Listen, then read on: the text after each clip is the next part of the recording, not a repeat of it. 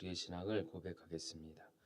전능하사 천지를 만드신 하나님 아버지를 내가 믿사오며 그 외아들 우리 주 예수 그리스도를 믿사오니 이는 성령으로 잉태하사 동정녀 마리아에게 나시고 본디오 빌라도에게 고난을 받으사 십자가에 못 박혀 죽으시고 장사한 지 사흘 만에 죽은 자 가운데서 다시 살아나시며 하늘에 오르사 전능하신 하나님 우편에 앉아 계시다가 저리로서 산자와 죽은 자를 심판하러 오시리라.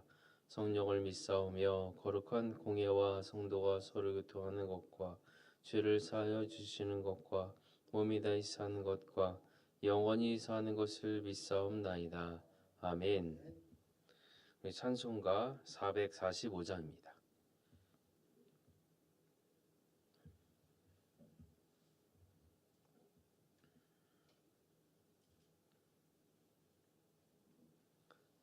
찬송가 445장입니다.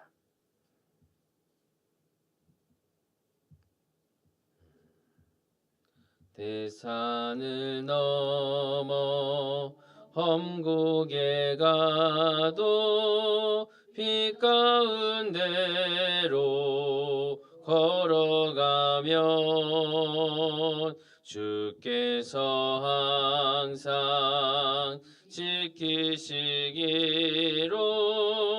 약속한 말씀 변치 않네. 하늘의 영광 하늘의 영광 나의 맘속에 차고도 넘쳐 할렐루야를 힘차게 불러 영원히 주를 찬양하리. 캄캄한 밤에 다닐지라도 주께서 나의 길 되시고 나에게 밝은 빛이 되시니 길 잃어버릴 염려 없네. 하늘의 영광 하늘의 영광 나의 맘속에 차고도 넘쳐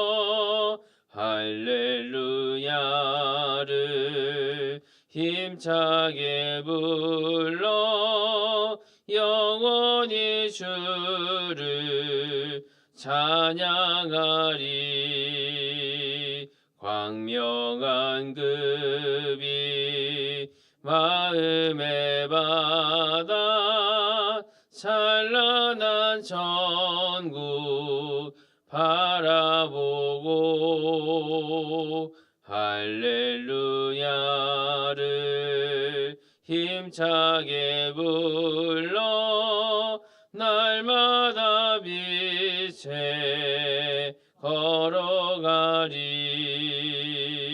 하늘의 영광 하늘의 영광 나의 맘속에 차고도 넘쳐 할렐루야를 힘차게 불러 영원히 주를 찬양하리. 아멘. 찬송가 349장입니다.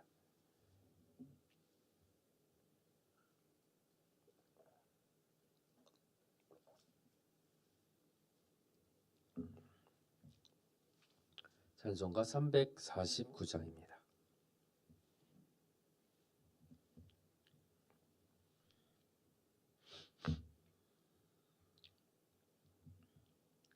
나는 예수 따라가는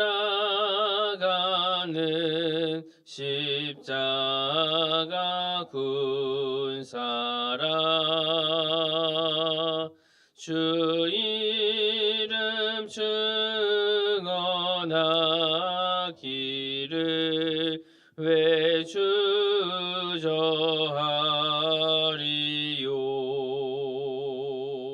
다른 군사 피 흘리며 나가서 싸울 때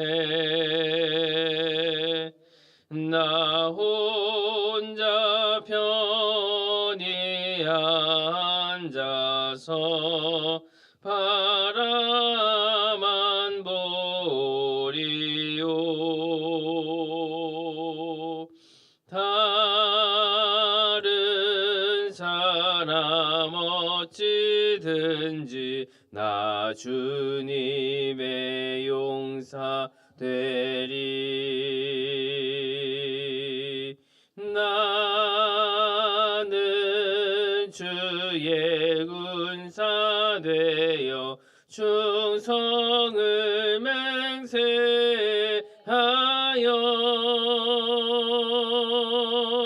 내가 승리하기까지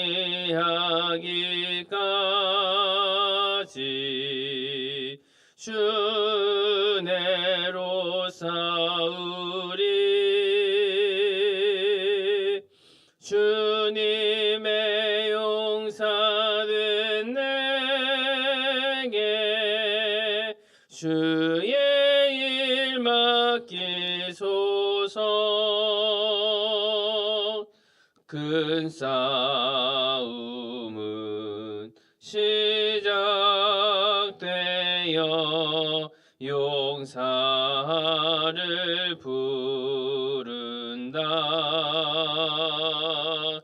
일어나 전쟁 마당에 다 어서 나가자.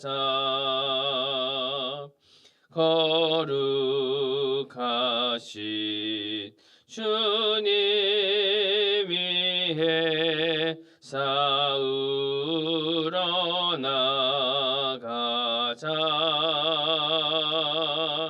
주님의 권능이 힘입어 다 이길 때까지.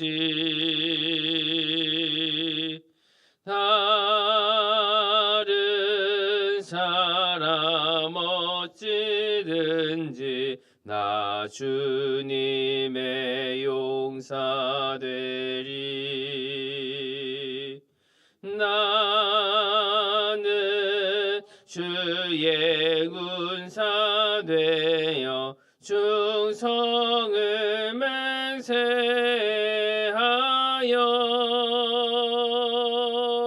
내가 승리하기까지 주 내로 싸우리. 주님의 용사 된 내게 주의 일 맡기소서. 그 승리의 영광 위해 싸워야 하리라. 주 말씀 나의 힘 되니 겁낼 것 없도다. 모든 싸움 이긴 후에 그날이 이르면 승전가 높이 부르며 큰 영광 누리리. 다른 어디든지 나 주님의 용사되리. 나는 주의 군사 되어 충성을 맹세하여 내가 승리하기까지 주 은혜로 싸우리. 주님의 용사된 내게 주의 일 맡기소서. 아멘. 기도하겠습니다. 거룩하신 하나님 아버지, 잠든 우리를 깨우셔서 다시 주의 얼굴을 보게 하시니 감사합니다. 오늘도 우리가 살아있음이 은혜요, 예배할 수 있음이 하나님의 사랑임을 고백합니다. 어제의 실패와 무너짐을 십자가 아래 다시 내려놓고 오늘을 새 마음으로 시작하게 하여 주옵소서. 주님의 음성에 집중하게 하시고 사람의 판단보다 하나님의 말씀이 우리의 걸음의 기준 되게 하여 주옵소서. 오늘 하루도 수많은 선택 앞에 서게 될 줄 압니다. 그 모든 순간마다 주님의 편에 서는 믿음을 선택하게 하시고 편리함이 아니라 순종을, 안전함이 아니라 거룩함을 선택하게 하여 주옵소서. 말씀 앞에 무뎌지지 않게 하시고 말씀으로 찔릴 때마다 회개로 반응하게 하시며 넘어질 때마다 다시 십자가로 달려가게 하여 주옵소서. 이 새벽 병든 자에게는 회복을 주시고 지친 자에게는 새 힘을 주시며 낙심한 심령에는 하늘의 위로를 부어 주옵소서. 우리의 가정과 일터와 교회와 다음 세대 위에 주의 보호하심으로 덮어 주옵소서. 오늘도 살아서 역사하시는 예수님의 이름으로 기도하옵나이다. 아멘. 오늘 말씀은 요한계시록 19장입니다. 요한계시록 19장 17절에서 21절까지의 말씀입니다.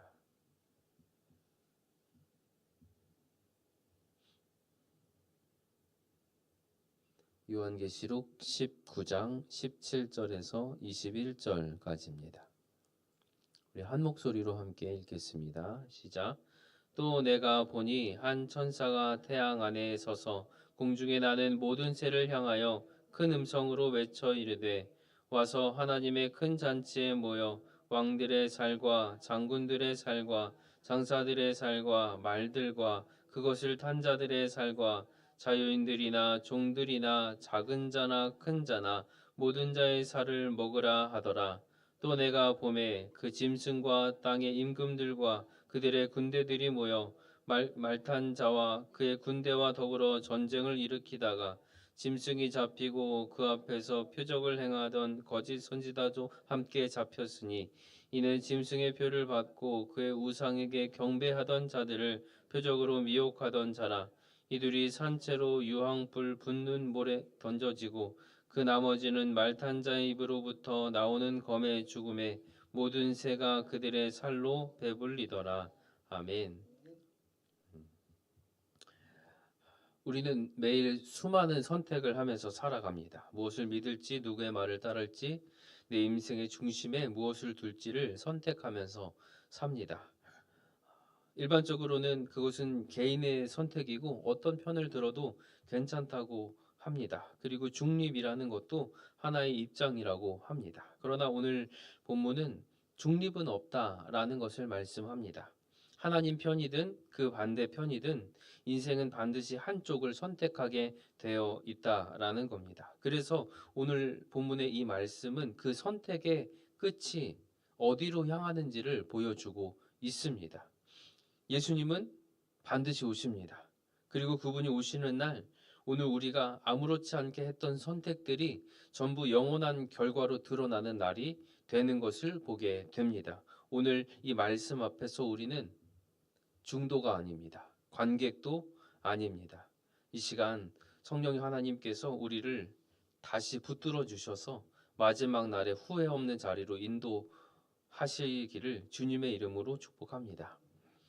요한이 지금까지 수많은 천사들을 봤습니다. 그런데 이번에는 이 천사는 다른 방식으로 등장을 하고 있습니다. 17절 말씀을 보니까 이 천사는 어둠 속이 아니라 태양 한가운데 서 있습니다. 태양은 하나님의 절대적인 권위고 하나님이 드러나신다는 것이고 또 이 심판의 공개적인 것들을 상징하고 있습니다. 심판이 더 이상 은밀하지 않습니다. 은혜의 시대가 닫히고 모든 것이 밝혀지는 시간입니다. 천사는 태양 속에 있는데 소멸되지 않습니다. 심판이 혼돈이 아니라 하나님의 완전한 통치 아래 있다는 선언입니다. 우주의 가장 강한 빛 속에서도 하나님의 사자가 또렷하게 서 있다는 것. 이 전쟁이 우발적 충동이 아니라 하나님께서 주관하시는 마지막 순간이라는 겁니다. 그리고 이 천사가 큰 음성으로 외쳐요. 공중에 나는 모든 새를 향하여 큰 음성으로 외쳐 이르되 와서 하나님의 큰 잔치에 모여라. 여기서 말하는 새는 모든 맹금류입니다. 육식을 하는 새입니다. 전쟁터를 배회하는 죽음의 새들입니다. 구약 성경에서는 심판의 새들로 나타났습니다. 이 잔치는 지금 혼인 잔치가 아닙니다. 이 잔치는 심판의 잔치입니다. 하나님이 원수들을 직접 상위에 올려놓으시는 장면입니다. 우리가 기억해야 할 것은 하나님의 초대는 거절할 수 있지만 하나님의 심판은 거절할 수 없다는 겁니다.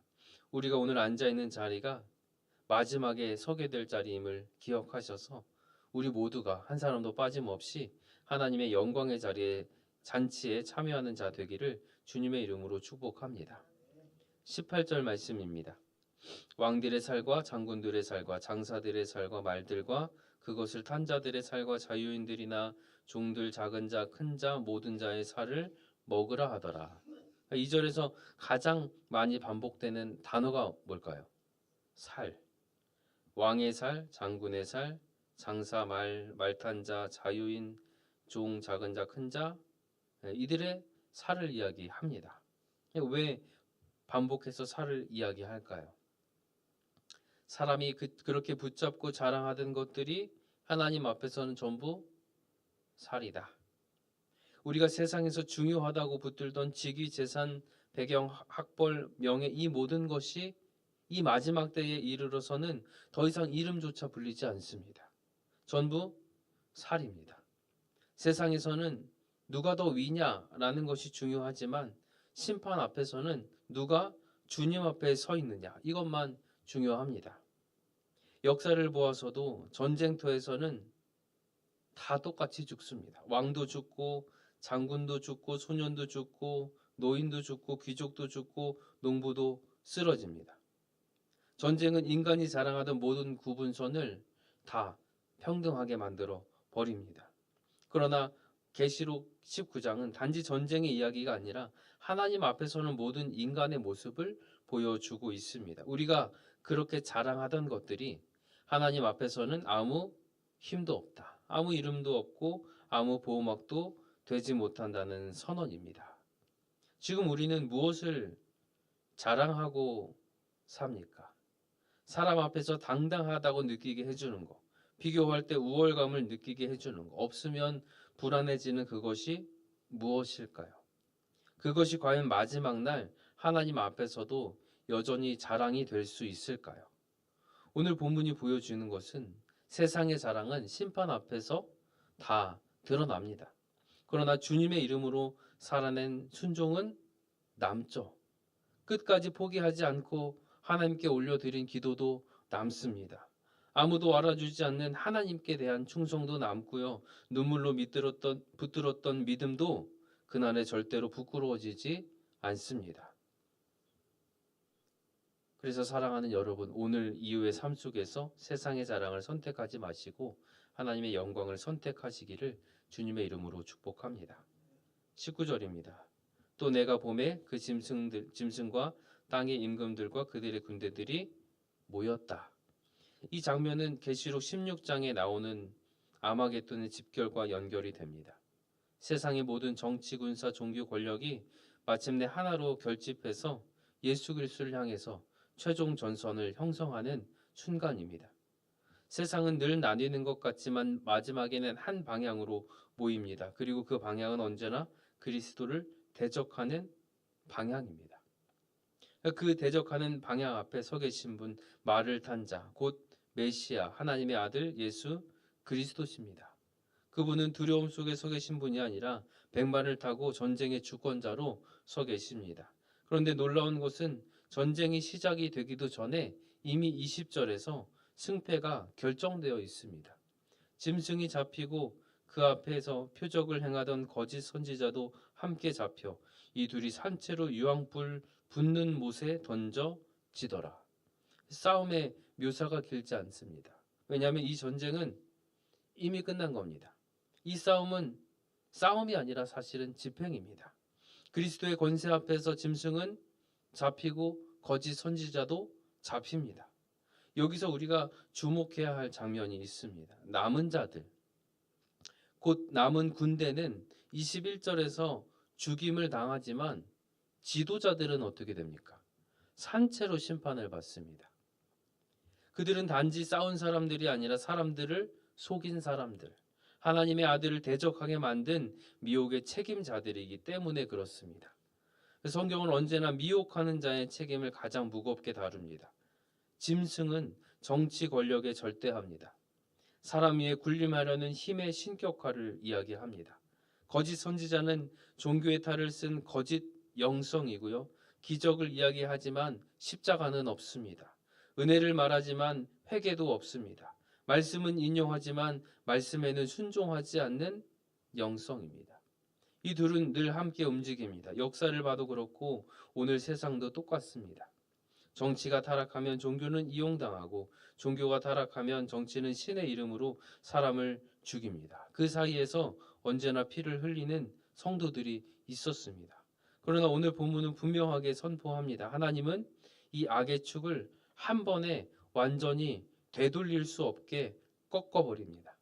불못은 단순한 고통의 장소가 아니라 완전하게 제거하는 겁니다. 다시는 회복되지 않는 종말을 상징하고 있습니다. 세상 권력은 영원할 것처럼 떠들고 거짓 영성은 하늘의 음성인 것처럼 속이지만 그들의 마지막은 산채로 꺼버려지는 파멸이라는 겁니다. 우리는 지금 누구를 따르고 있습니까? 하나님의 말씀입니까? 아니면 하나님의 말씀처럼 들리는 사람의 말입니까? 십자가의 길입니까? 아니면 성공과 번영을 약속하는 편한 복음입니까? 미혹이라는 것은 언제나 조금 더 나은 것으로 찾아옵니다. 그래서 더 위험하죠. 그러므로 오늘 이 시간 미혹되지 않고 흔들리지 않고 사람 따르지 않고 끝까지 어린 양을 따르는 자로 서게 되는 은혜가 있기를 주님의 이름으로 축복합니다. 이제 마지막 21절 지도자를 제외한 나머지 군대는 말탄 자의 입으로부터 나오는 검의 죽임을 당합니다. 예수님은 무엇으로 죽입니까? 무기를 휘두르지 않습니다. 말씀으로 전쟁을 끝내십니다. 히브리서 4장 12절입니다. 하나님의 말씀은 살아있고 활력이 있어 좌우의 날선 어떤 검보다도 예리하여 혼과 영과 및 관절과 골수를 찔러 쪼개기까지 하며 또 마음의 생각과 끝뜻을 판단하나니. 아멘. 세상의 군대는 칼을 들고 싸우지만 예수님은 말씀으로 전쟁을 끝내십니다. 그들은 고통스럽게 싸우다 죽는 것도 아닙니다. 말씀 앞에 한 방에 무너집니다. 그리고 새들이 그들의 살을 먹습니다. 복음의 일 짓밟고 성도를 죽이고 진리를 막아섰던 모든 세력이 완전히 조롱당하는 종말의 풍경입니다. 사랑하는 성도님들, 오늘 말씀에 찔리고 계십니까? 그렇다면 아직 우리의 살 길이 열렸습니다. 말씀에 찔릴 때 회개하면 심판에 찔리지 않습니다. 오늘도 말씀 앞에 무릎 꿇는 자가 마지막 날에는 왕 앞에 서게 될 줄로 믿습니다. 말씀을 맺습니다. 오늘 말씀을 통해서 이미 결정된 승리의 장면을 봅니다. 이 마지막 전쟁은 두 세력이 맞붙어서 누가 이길지 줄다리기 하는 그런 불안한 싸움 아닙니다. 죽임당하신 어린 양이 부활하심으로 짐승의 권세가 무너졌고 선지자의 속임수는 밝히 드러났고 세상의 모든 통치는 그리스도의 발 앞에 굴복됐습니다. 오늘 본문은 하늘의 관점에서 이미 어떻게 되었는가를 선언하는 장면입니다. 하나님은 심판을 준비하셨고 그리스도는 이미 승리하셨고 성령은 오늘도 그 승리의 편에 서라고 우리를 부르고 계십니다. 이제 남은 것은 하나입니다. 20장에서 이어지는 것처럼 큰 용 사탄이 결박될 것이고 그 뒤에는 천년왕국과 부활 최후의 심판 그리고 마침내 새 하늘과 새 땅이 펼쳐질 겁니다. 하나님이 시작하신 구원의 이야기의 마지막 장은 아직 남아있지만 결말이 정해졌습니다. 예수 그리스도의 완전한 승리입니다. 사랑하는 성도님들, 오늘 이후의 삶을 어떻게 살아야 하겠습니까? 오늘 말씀 앞에 엎드리시길 바랍니다. 성령의 부르심 앞에 마음을 낮추고 주님께서 붙드는 손을 꽉 놓지 않으시기를 바랍니다. 세상은 우리에게 수많은 선택지를 주지만 우리에게는 단 하나의 길, 생명의 길을 보여주십니다. 중립으로 보이는 자리, 사실 중립이 아니라 하나님을 떠나는 자리죠. 그 자리는 결국 심판의 자리로 흘러가는 자리입니다. 그러나 말씀 앞에 무릎 꿇는 자는 마지막 날에 어린 양의 혼인 잔치에 앉게 될 줄로 믿습니다.